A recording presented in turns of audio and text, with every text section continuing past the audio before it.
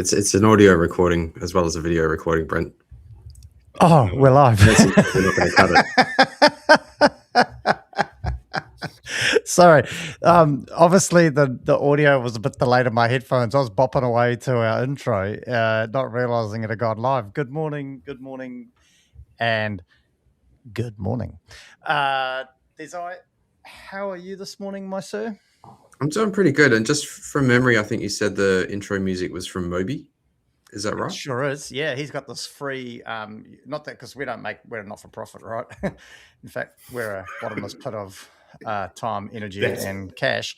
Yeah, from Moby, actually. Pretty cool, eh? Nice. Yeah. I did like me a bit of Moby. Maybe we could get him on the show and look to understand the safety requirements regarding an international pop star. Well, no, he's not a pop star, international DJ, right? That could be quite interesting. I mean, it'd be interesting to analyse, when assessing risk of an international DJ, what do you actually have to participate in taking drugs and alcohol and uppers to keep you going all night? Allegedly. There's a safety consultancy based in Auckland that specialises in special events, like when artists come to New Zealand. I think they call it ARAM Safety Management. Have you heard of them, Andy? No, I haven't. I haven't heard about them at all. Do you know anything about them? Andy, Des, can we have a conversation? I really think we need to have a conversation here. So, are you aware of what's going on with Andy? I mean, he seems to be proliferating his screen with material that I don't believe we've approved. And it might be creating a bit of a conflict of interest for him as well. So I wonder if it's in his own interest to continue with this behaviour. Okay, well, we'll bring him back in. Are you prepared to have that talk with him? Well, I don't know. I don't know if he's in the right state of mind.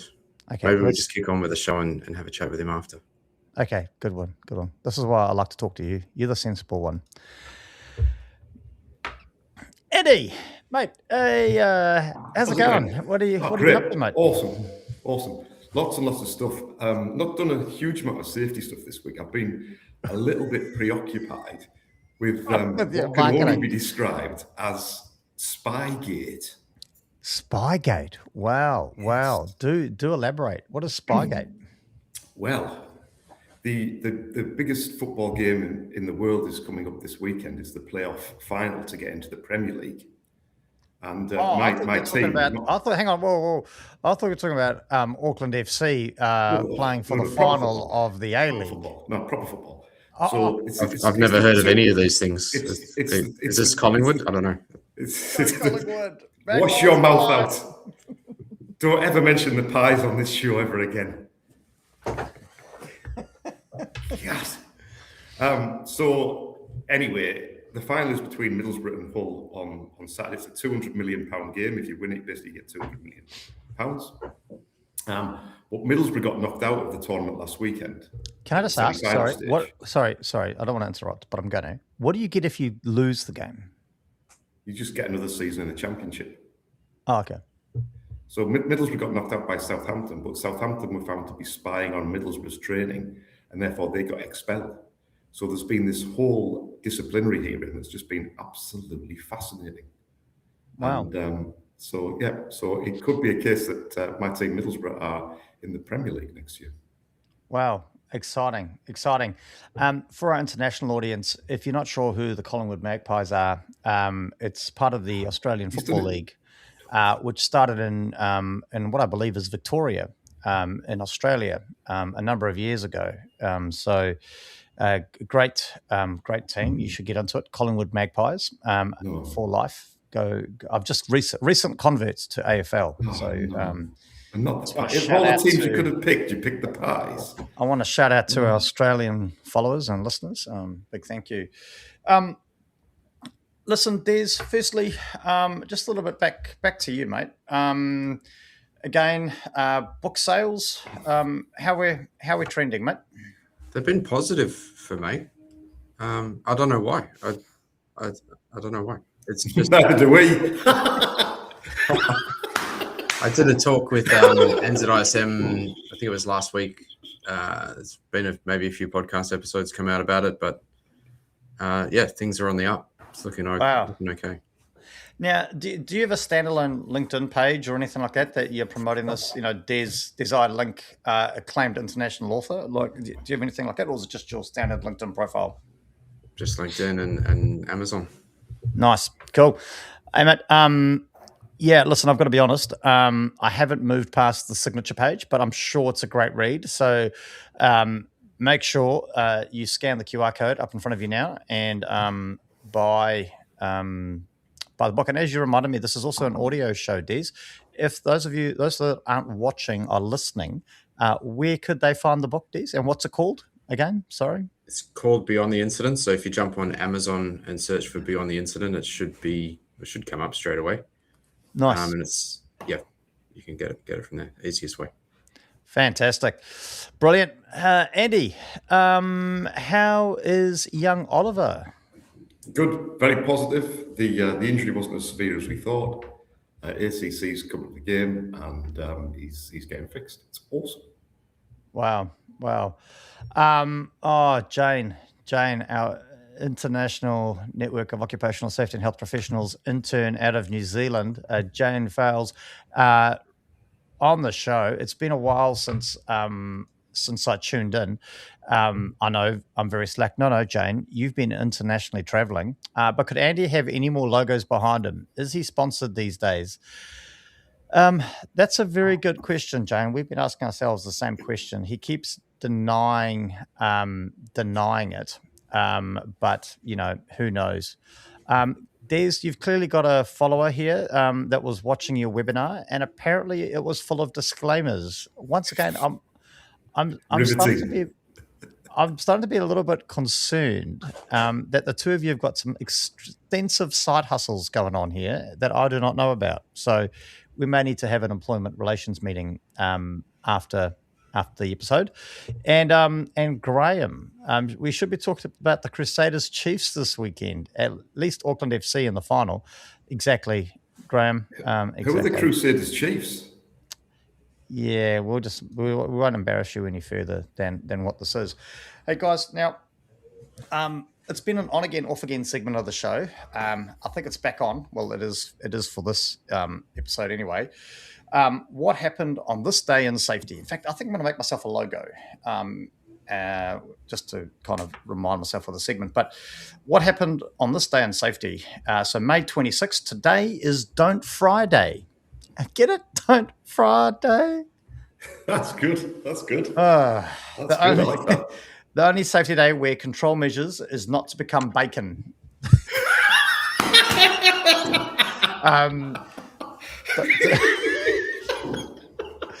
Don't Friday originates out of the US as they head on towards summer, promoting the use of sunscreen and for people not to burn themselves. So, Don't Friday. Make sure you slip, slop, and slap if you're in this northern hemisphere. All right. I'm sure there's a marketing consultant that got paid silly money to come up with that. All right. Okay, Des. Mate, listen. Let's before we do anything more we regret. Can you please ensure that we're legally covered? Yeah, sure. Actually, I'm kind of a little bit excited. I'm trialing a new disclaiming system aimed directly at managing psychological disclaiming. Wow. Yeah. Okay. Yeah. So it's a card-based system, and I got the idea from a company I can't name because they're currently before the Supreme Court. The system. Hang on. So you're plagiarizing a company that's before the Supreme Court. I can't make any further comment on that. I'm sorry. We're done. We're done. The system is simple. So if at any point you experience discomfort, tension, introspection, or mild reliance, you may issue yourself a yellow card. Take a few deep breaths, and the podcast will continue unchanged. If symptoms escalate and you feel you may act on something we say, you may issue a red card. And this confirms you were clearly forewarned not to rely on us, and the podcast will continue exactly as planned. So the best part about this is we can say we're doing something about psychological safety without changing a thing. So I'm quite excited.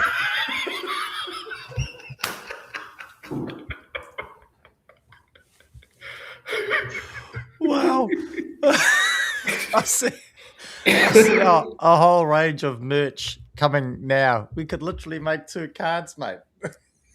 Breathe. I tried to find some, but I couldn't find yellow or red. It's probably because I'm colorblind, but people, you can try your luck somewhere. We're definitely not going to have you in charge of the merch then, that's for sure. Not that we want to discriminate, Des. We do not discriminate, but we're not having you involved, okay? Now, guys, last week, major moment on the show. We ran out of topics on the wheel. Never fear. One of us does some work on the show, and it's not the 2 of you. I can tell you that much for free. Now, I was going to send you an email, and I was going to say, hey, guys, here's the topics that I've identified based off the copious amounts of notes, all the research I've been taking, all the engagement that I've been having at conferences, talking to people, convincing people to write them up on our posters and stuff. But I thought, you know what? Since you did not contribute 1 iota to any of that hard work, I'm just going to surprise you. Okay, so are you ready to see the spinning wheel? Oh, absolutely. Let's do it. Here we go. Oh.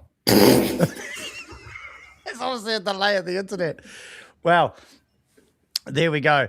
There you have it, gentlemen. I can't even count the number of new topics on the spinning wheel. It's a lot. I've gone through all my old show notes looking for scribbles that I've made about new topics based on conversations we've had. If you've joined us at our booths in some of the recent conferences we've been at, we've had a poster up where you can write topics up. I've grabbed all that. We had our entire LinkedIn inbox. I think we almost broke it. We got one whole message, somebody suggesting a topic. So we've grabbed all those topics, and here is the spinning wheel. So I know we were hoping that the show maybe would not carry on, and I'm sure there's many people on the internet that wish we'd just stop. But it looks like we've got at least another 3 seasons there, boys. So it's game on. It is game on. Okay, are we ready to spin the wheel? Let's spin the wheel. Now, you're not aware of what topics are, so here we go.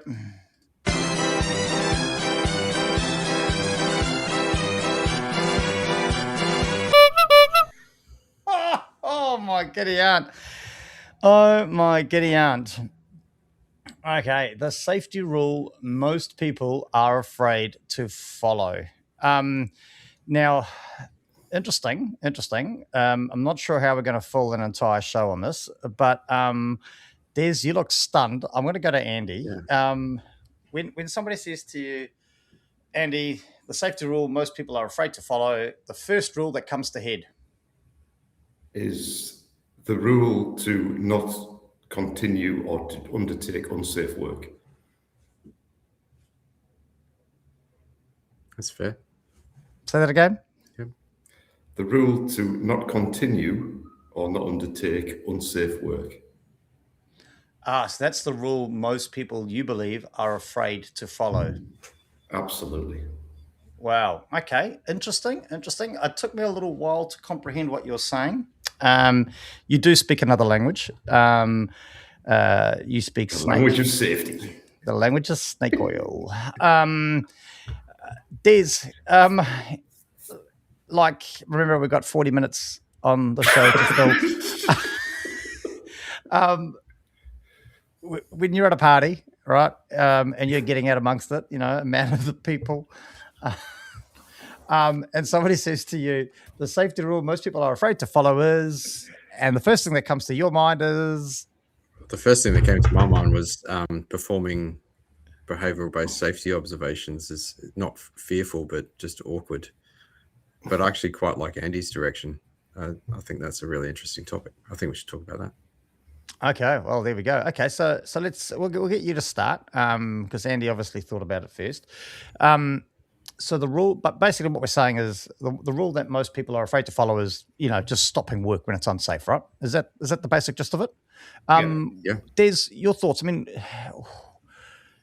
really, why do you think that's the rule that most people are afraid to follow? The rule to stop work when it's unsafe? Because the implications of it are big. Sometimes they might be admitting fault. Sometimes they might be holding up production, which is the whole reason everyone's there. It can create a lot of disruption. I'm aware of, there was a situation, I think it was on an American aircraft carrier, where someone misplaced or couldn't find one of their tools from the flight deck, and the admiral, whatever, the captain of the ship, grounded all the planes and stopped all activity until that tool was found, and he was actually congratulated for reporting that and stopping the operations. And I mean, it goes back to ideas of psychological safety and feeling safe to speak up, but not right now, Brenton. Now's not a good time to speak up for you. I think there's something genuine there. It's tough, and in my work experience, I can't think of an instance where someone's actually stood up and said, "I think we should stop work." It's always been, maybe, I'm not sure, it's always been a bit more timid, but I've never seen it happen so bluntly. You may speak now, Brenton. Oh, thank you, Desai. Greatly appreciated.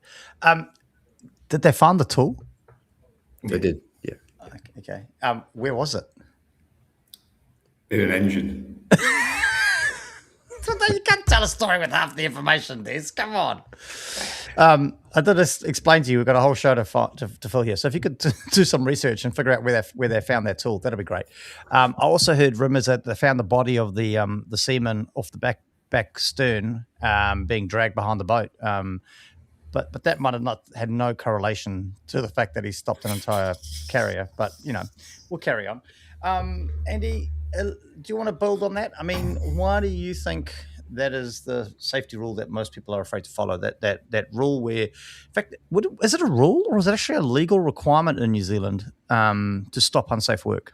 Well, it's a right under the legislation. It goes right back to the ILO, social justice. But it's that, it's the right to not undertake unsafe work. But it's, I think Des summed it up beautifully. I don't think I can add much more to it. It's difficult because it goes again. It's actually, you're at the crux of the two different aspects of being safe and making money. And when you're making that decision, you're right at the crux of that. Is that if we keep going, we're going to make money, and probably we won't have an accident. But then when you do have an accident, it's what were we thinking? So you're in a very difficult position, and it requires you to speak up against. If you're running in a hierarchical organization, effectively you're speaking upwards, and often that doesn't go down well. Well, it wouldn't go down well for this show if I was speaking upwards, because you wouldn't hear my voice, because I wouldn't be directing it into the microphone. But no, but I think it would be fair to say that, if myself and Des felt uncomfortable on this show, we'd both be reluctant to speak up to you because we're scared of you. As you should be. It's perfectly rational. Totally get it. Well, here we go. Thank God someone's paying attention and saving this show. Thanks, Graham. Graham's saying he's seen it once. It saved someone's life. Such an important cultural aspect to encourage, but difficult due to human nature and the Kiwi number 8 wire mentality. I mean, he raises some good points, right? And I guess that's what you guys were starting to touch on. Do you think? I mean, Andy, you spoke about this fine line between stopping production and not making money, right? But at the end of the day, the worker at the coalface, the one stopping the work, it doesn't affect them financially normally, right? Because effectively, they're still getting paid their 8 hours, regardless of whether the machines are running. Yeah, so I'd understand that concept probably more deeply if it was an owner-operator, maybe, possibly, or it was a manager making the call to stop work. But what do you think about Graham's statements? I mean, do you think it's maybe more of and you touched on the ILO and you touched on yada, yada, yada, but if we look at the core of it, we're a social animal, right? Do you think people are afraid to stop work because they're afraid of what other people may think of them? I think, there could be a big bit of that, particularly what your supervisor thinks of you. If you're aiming for promotions or future career progression, it could be quite career limiting. You don't want to be the problem child. That doesn't end well.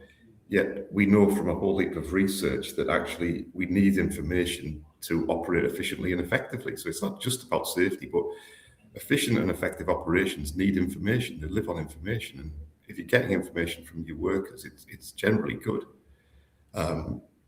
It's not good. The information is good. I mean, how you deal with it is different. It might be positive, but it's not a nice place to be. I've been there a few times myself. And the other thing what sort of Graham mentions there is that if you do it, you don't know. The problem is with safety is you don't know how many lives you save. Like you're sort of playing a one-way game with safety. Is that if you stop somebody from doing something, you've stopped them from doing something. You haven't stopped an accident. Because you can't prove that you stopped an accident. So you can prove that you lost production. Are you suggesting we need to sacrifice lives and then say, I told you so, so that going forward we can put a value on what we saved by intervening prior to the thing going wrong? No, I'm not saying that's what I think we should do. I'm saying that's what's happened historically. And if you look at safety, we've moved on in society since then, haven't we? But if you look historically, is that we have a bad accident, we change the legislation, we tighten everything up over the following 10 or 15 years, everything slackens off a bit, boom, we have another accident. You know, not in New Zealand, we slacken off after 5 years or so, mate. Yep, not 15. It is. I mean, this whole discussion ties into culture, social norms. I mean, Jacob there's made a really good point. You know, but if we go back to the question, I think Jacko is basically agreeing with me though that it's a social pressure, right? It's the fact that we're animals, that we're social animals, that we all want to be liked, which makes it really difficult, right?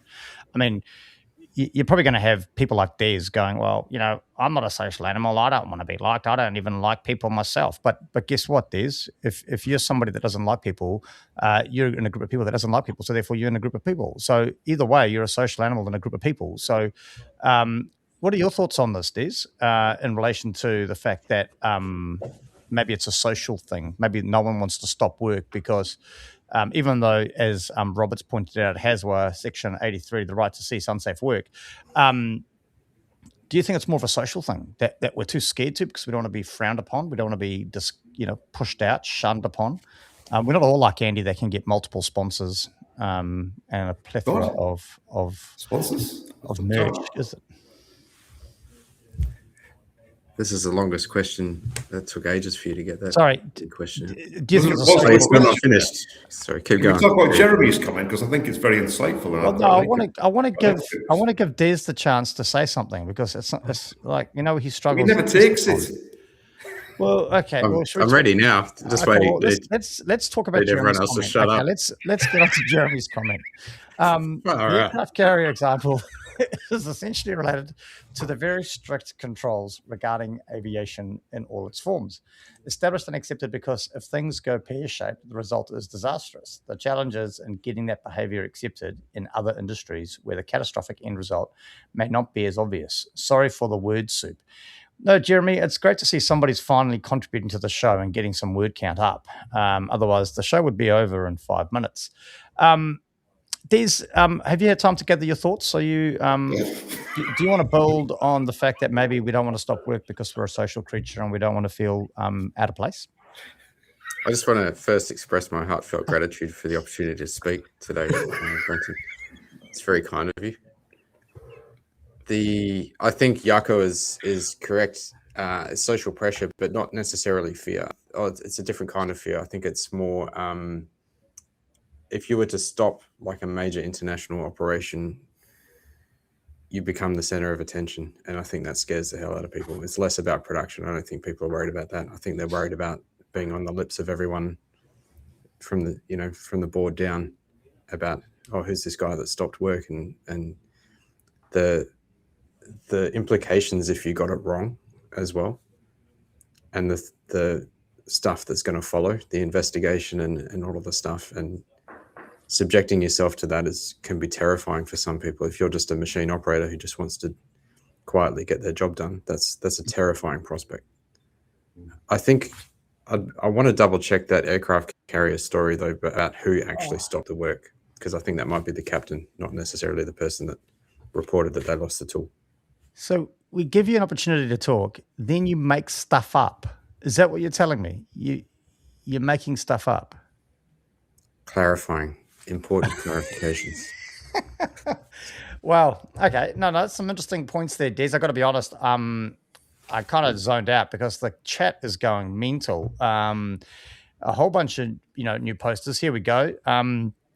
Bridge, Marsh. Sometimes the thing that could cause harm has become so normalized. The people dealing with it don't even recognize it anymore.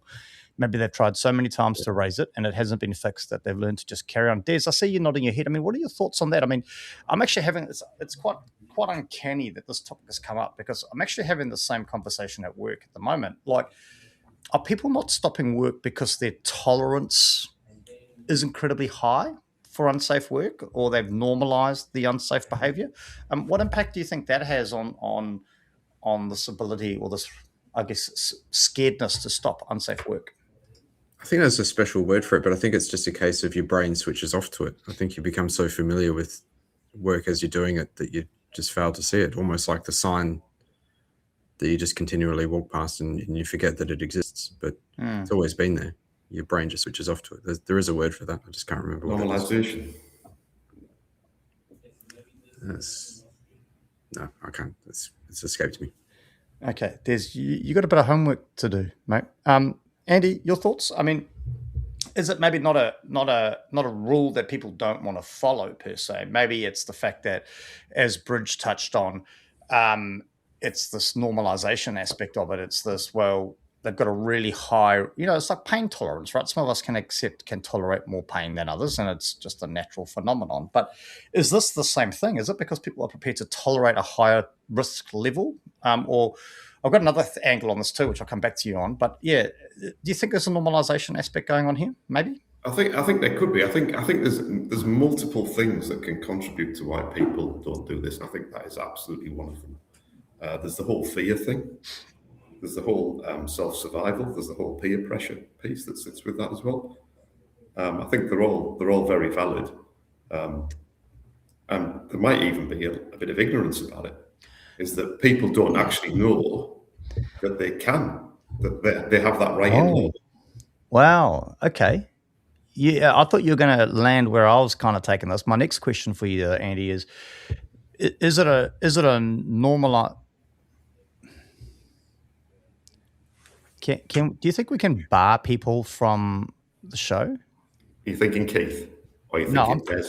I'm thinking Leon. Oh, what the hell was he agreeing to Des? I just wanted.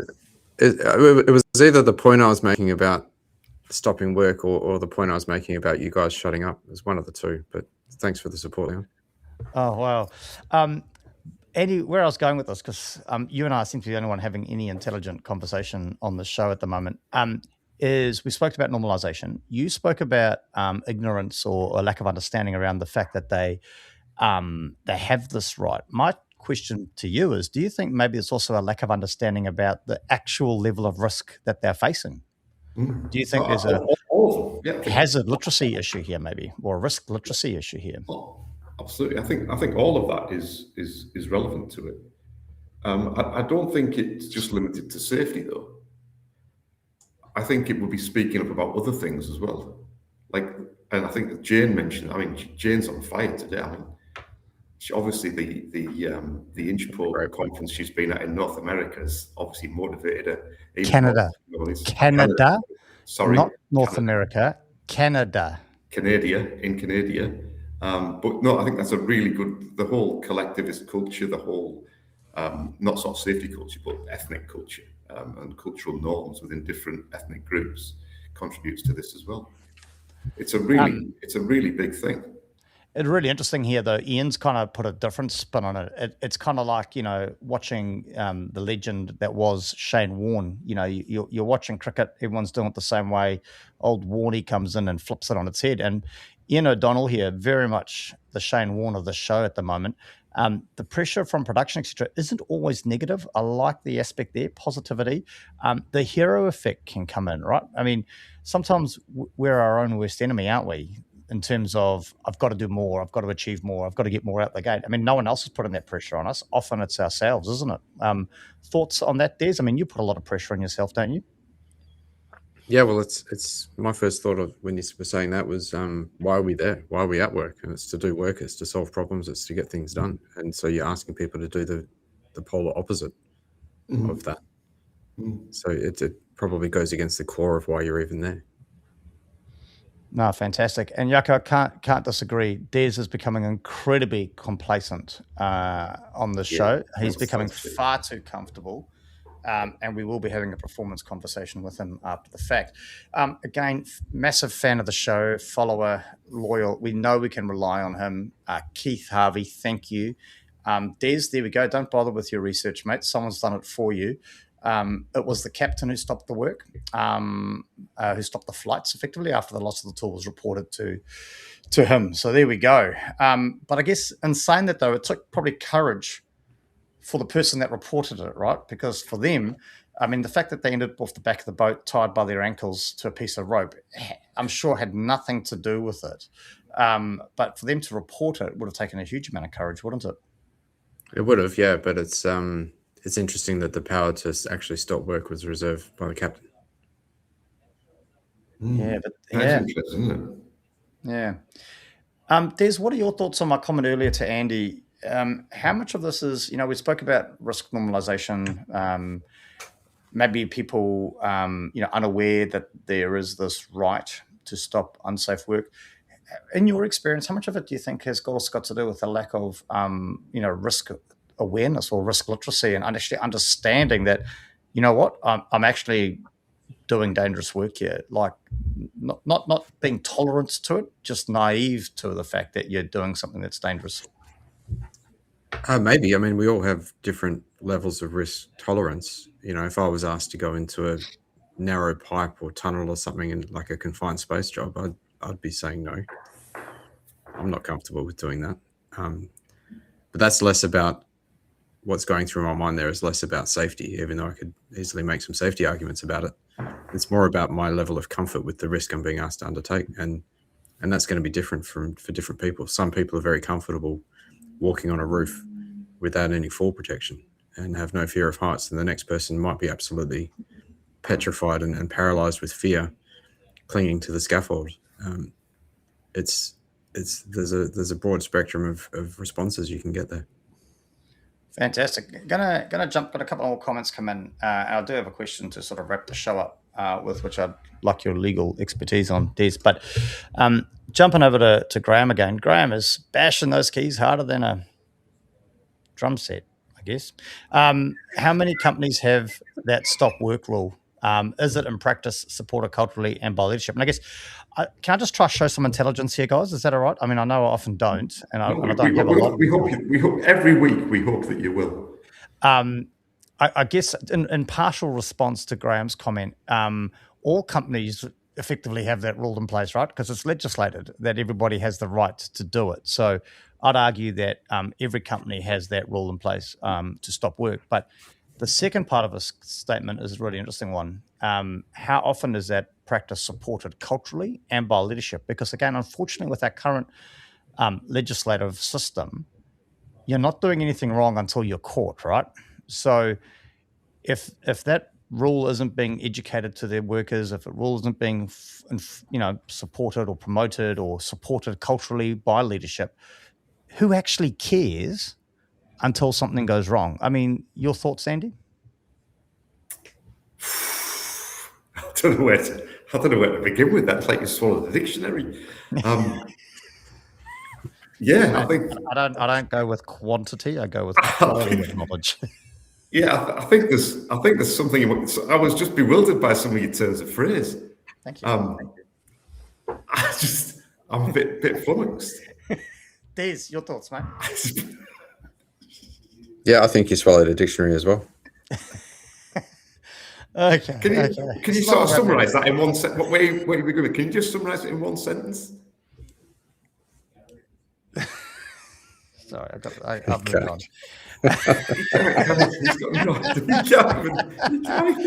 Hey, okay, listen, we got more. I tell you what, I don't know what's happened. The chat is going bizarre.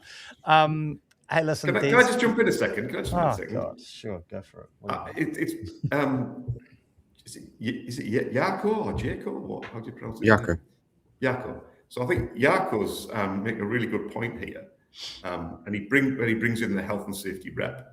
And from a historic perspective, when safety was a new thing, in the 70s in the UK, 80s in Australia, 90s in New Zealand, the role of the health and safety rep was embedded in legislation.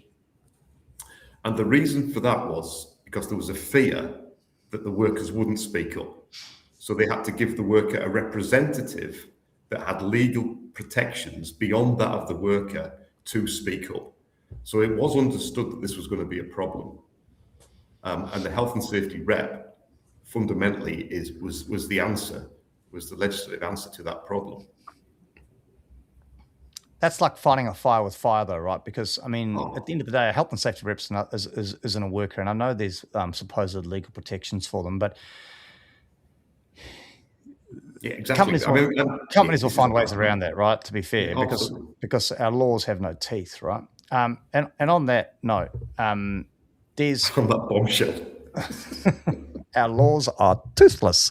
On that note, there's the rule or the right to cease unsafe work, right? What's the difference between a right and a legal requirement? Jeez, is it just how you word it? So it's the right of the worker to cease unsafe work, but it's a legislative requirement for an employer to allow the worker to cease unsafe work. I'd have to look it up to give you a decent answer. No wonder you lawyers charge so much money. You might say they've got a legal right to do it. Yeah, I'd have to look it up. Mate, you're under a disclaimer here. You can say whatever you want and cannot be held accountable. Well, I'd still be accountable to myself, Brenton, and I've got very high standards.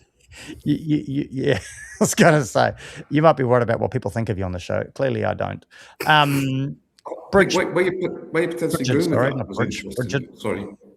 Where you're potentially going with that, I think is interesting. Is if you go back to the ILO documents, which is the fundamentals of our legislation, they talk about there's two aspects: is people have rights and duties, and it's.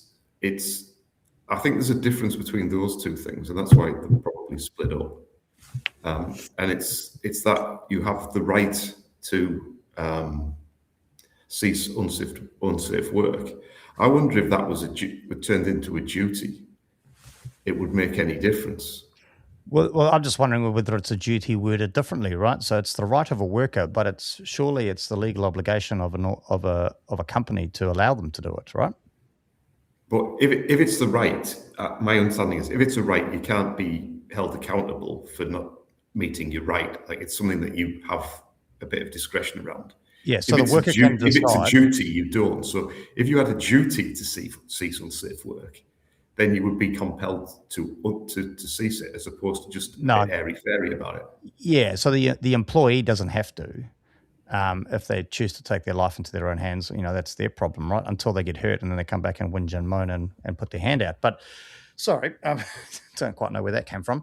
But is it the legal obligation of the employer that if a worker engages that right to cease unsafe work, they've got a legal obligation to oblige it? Well, then you've got the whole pathway of, in New Zealand, provisional improvement. It's a legitimate question. Does the company have to legally oblige and allow them to stop work? Well, then it gets complicated because then we're moving back to reasonably practicable. So is it safe? Isn't it safe? Well, according to the worker, it's unsafe. So, but if the company thinks it's safe, whose obligation outflanks the other? Well, that's why there's the escalation process of provisional improvement notices, and you would bring the regulator in. See, this is why I like working with you, Andy, because Des would have said, I've got to go back and research this. I'll come back to you with a bloody white paper or some bullshit. Whereas you've gone, boom, straight from the Boom. Like it. You may be factually incorrect, but nonetheless, love the confidence, mate. It's all production, mate. It's all production, not safety here. You're sitting there like with your head. Is your head in your hands? Is that what's going on there?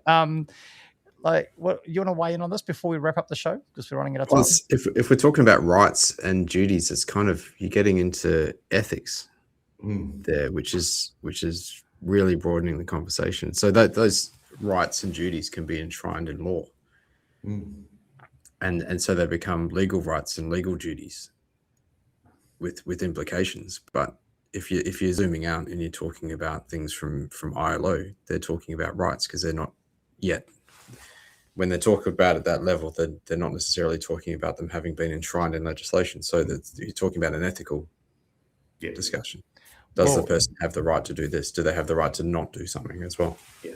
Not sure if this is another topic. I'm just testing out my AI agent, but is it worth putting on the show? Can the IOL actually create legislation, or are they ever only going to create theory? Interesting. Enough on that. Time to move on. What a show, guys. What a show. I tell you what, I don't know whether it was the excitement of the new wheel with all these exciting topics, whether it's the moon, something in the water, but the chat, thank you to everybody on the chat. That's been awesome. Noticeably absent from the chat group, though, the safety guy, Mark Gummer. Now, did you not give him a memo that you were going to be brandishing his merch? And fellows, you snake oil salesmen have to stick together, don't you? Well, we did. We caught up in the week. We're a bit concerned about various aspects of the profession, so we are thinking of launching a New Zealand Association of Safety Snake Oil Salespeople. Nice. So we had the initial meeting last week. Right. Yeah, watch this space. You're going to be overwhelmed. Andy, what have you got coming up over the next couple of weeks, mate? What's on the cards? Traveling. Down to Wellington and Nelson next week, and then the week after Queenstown and Invercargill. No doubt. Next time on the show, I'll be coming live from Invercargill. Wow. Hopefully the internet's working that far south. Des, mate, next couple of weeks, what's in store for you?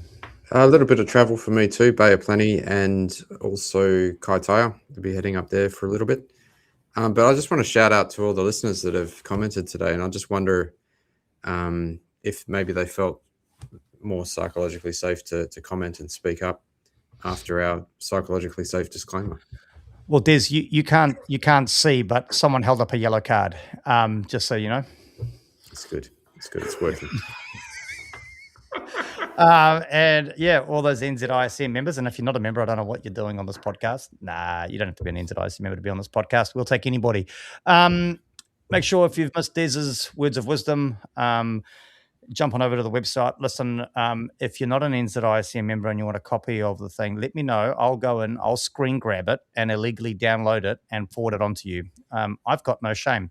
For me, it's all about safety, not about society and groups and friendships. Membership and link. No, it's Desai Link, not membership link. What is Jane on about? I don't know. Anyway, hey, listen. Thank you, Jane. Very kind of you. Hey, boys, maybe we'll meet up in a Koru lounge somewhere and we can do an impromptu show because I, too, will be traveling. I'll be hitting the hustle and bustle of Eltham in the next couple of weeks. Really? So, yeah, maybe we'll run into each other in the lounge, have a cup of tea and do a live recording. But listen, just want to shout out. I can't believe we're still getting new people to the show. I thought we would have found all the safety people in the world by now that would tolerate our nonsense. But follower number 2586. Wow, we should do some merch with their numbers on it. Follower 2586. Rebecca Stevens. Welcome to Rebecca. Welcome to the show, Rebecca. Clearly, Andy hasn't told you about this, but he obviously knows you. Currently, the Health and Safety Advisor at the Employers and Manufacturers Association, currently also known as the EMA. Talking about the EMA, I think there'll be a special episode of their podcast dropping in the next few days, which may or may not feature me. Oh, really? Oh, excellent. Yeah, it's coming this month, good. I think. They might have pulled it because of the things I've said on this show, but who knows? But But yeah, so there we go. Rebecca Stevens, welcome to the party. A practical people first health and safety specialist who has spent years in fast-paced environments. Hopefully you can slow down, listen to the show, and enjoy yourself. But listen, guys, until then, it has been nothing but a blast. What a show, I think. To everyone out there, again, thanks for everyone in the chat. Take care, see you later, and have a great weekend. See you guys. Thank you.